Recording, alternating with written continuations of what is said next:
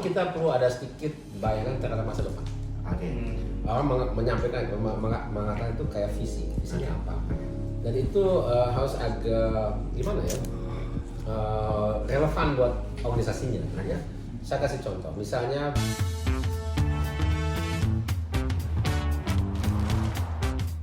bermanfaat ya, sangat bermanfaat.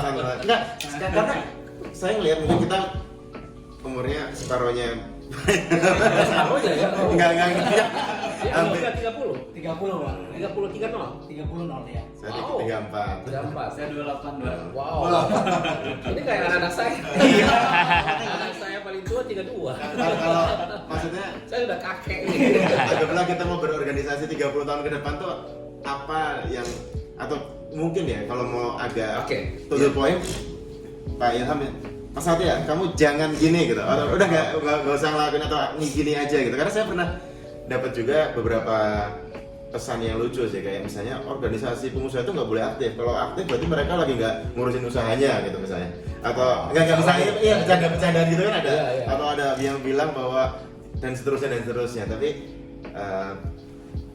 Pak Ilham 26 tahun di depan saya secara umur, tapi secara kebijaksanaan, pengalaman mungkin 200 tahun di depan saya. udah jadi fosil gitu. Ya karena the great organization kan bisa stay beyond our lifetime ya, jadi kita udah meninggal dia tetap jalan dan seterusnya. Tapi banyak juga organisasi yang meninggal dengan sangat cepat. Di Amerika perusahaan yang mati secara sederhana lah, 80% bisnis mati sebelum tahun pertama, 80% sisanya mati sebelum tahun kelima. Itu kan mencerminkan banyak hal juga ya mungkin. Iya betul. Jadi terakhir satu pesan saran buat saya yang 26 tahun. Iya. Saya 60 tahun ini. Iya. Udah 60. Iya 60 kan. Tahun ini 61. Oh 61 ya. Saya 63. Apa syarat maksudnya? Iya, like for misalnya kita mau organisasi 20 tahun kan, udah kamu gini aja gitu, atau kamu nggak usah ikut banyak, atau kamu. Untuk itu kita perlu ada sedikit bayangan terhadap masa depan. Orang menyampaikan, mengatakan itu kayak visinya apa. Dan itu harus agak gimana ya, relevan buat organisasinya. Ya. Saya kasih contoh, misalnya kalau kita mau membuat organisasi kita ini berkontribusi kepada Indonesia Emas pada tahun 2045. Indonesia Emas itu kayak apa sebetulnya? Nah, apa yang penting di Indonesia? Itu jawabannya sangat mudah. Apa? Kita lihat saja contoh-contoh negara yang sudah berkembang. Mereka seperti apa? Dan program, proses yang mereka lalui untuk mencapai tujuannya seperti apa? Di Asia banyak contoh. Jepang, Korea, Taiwan, Cina, Singapura.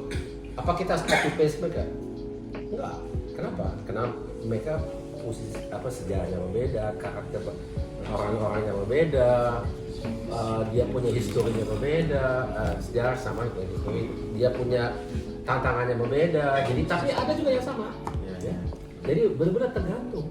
Tapi jadi kita untuk membuat satu visi atau satu bayangan terhadap masa depan itu tidak harus mulai dari nol menurut saya ya. Kita buat aja macam mencari analogi yang kita temukan di dunia ini gitu ya.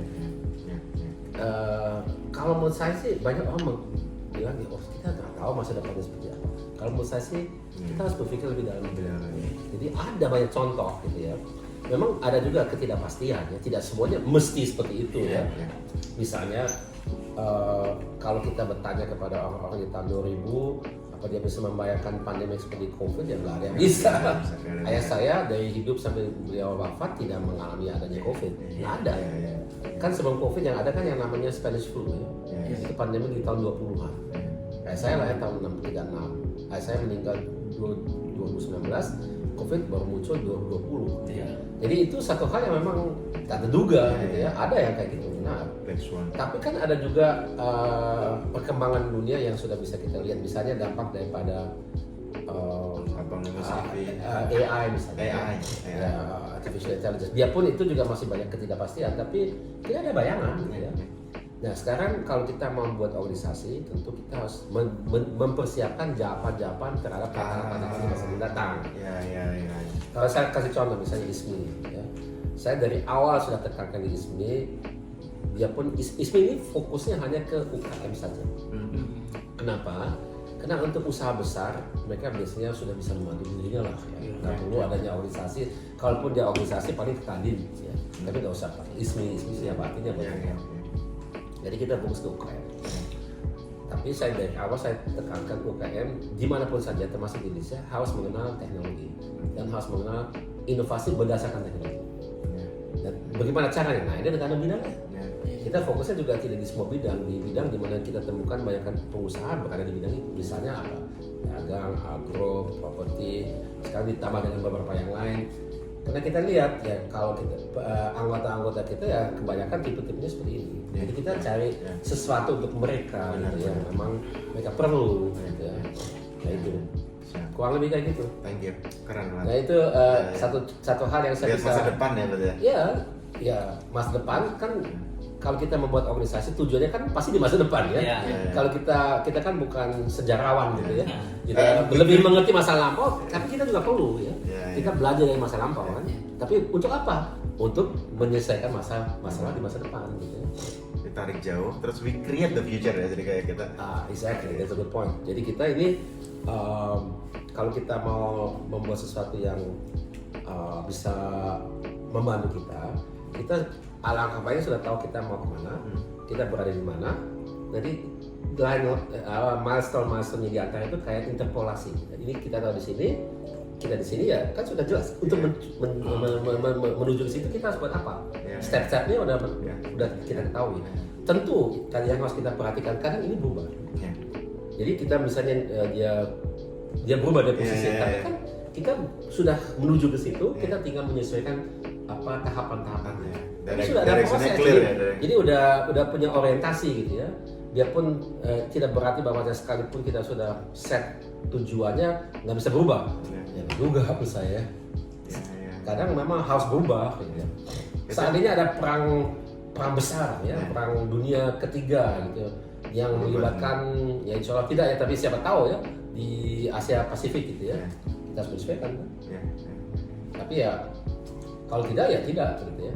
Jadi dalam hal itu kita memang harus punya kemampuan juga untuk mengerti apa yang sedang terjadi ya, baik di tempat kita tinggal atau di negara kita atau bahkan di wilayah besar di sekitar Indonesia atau di dunia.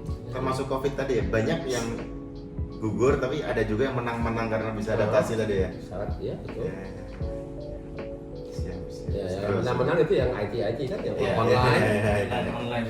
Ya, karena mereka dapat manfaatnya karena sebelumnya mungkin sulit sekali untuk mereka beroperasi karena tidak digital untuk mereka. Dulu kan online itu tidak jadi perhatian utama dari segi sektor pendidikan, ya kan? Tapi dengan adanya COVID, ini kan sudah cerita standar, semua orang tahu ya bahwasanya tiba-tiba orang menyadari online itu ada manfaatnya. Tapi kalau dikatakan online saja tentunya tidak, karena banyak juga hal yang tidak bisa kita dapatkan melalui online saja. Ya, jadi tapi ada manfaatnya juga, kita tahu ternyata mudah dan praktis, dan kalau kita hadapi situasi kondisi tertentu ya memang itu satu-satunya cara. Siap. Sambil Ya.